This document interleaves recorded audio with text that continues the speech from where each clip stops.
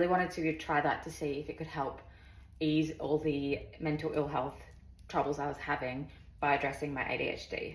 So I went to the psychiatrist 2 years ago for the first time in an attempt to get diagnosed with ADHD. I had an ADHD assessment. I found this really terrible. It was really traumatic for me, and it took me a year to get over this appointment. But basically during the appointment over Zoom, the psychiatrist was asking me a set of questions, and they were very one-dimensional with no elaborations or examples or anything like that. At the end of the appointment, well, halfway into the appointment really, she told me basically that I might have ADHD, but I wasn't struggling enough to be able to get diagnosed. This was really ironic because I was actually like screaming and bawling my eyes out into the screen, and then I got so angry by that response that I slammed my laptop screen closed and ended the appointment early. So if that's not struggling, I don't know what is. But anyway, that whole experience and just not feeling validated by medical professionals put me off seeking an official psychiatrist diagnosis for a whole year.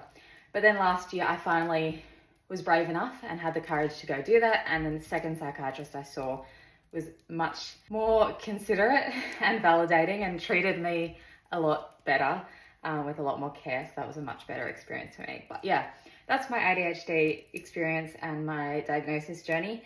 If you have ADHD, tell me about yours below if you feel comfortable doing so. I think this example highlights internalized ableism, also external medical ableism of the psychiatrist and the unwillingness to understand. And I think it also shows a problem that we have in our society and medical industry at the moment, which is that you have to be struggling a lot in order to get help.